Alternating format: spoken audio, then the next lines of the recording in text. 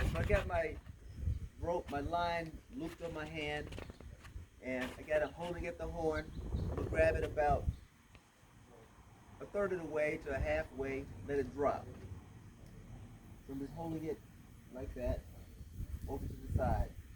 And I'm gonna grab the line, about a half of it, on one side like this. Then I'm gonna just bend my hand down and grab this bunch like that. It's gonna drop like that. So you have half high, half low. Then I'm gonna grab one of the weights to my thumb, like so. And then I'm gonna grab another weight. So I'm gonna toss it, stretch it out a little bit. And here we go with the throw. Goes up like this. 1, 2, 3. You see it's open.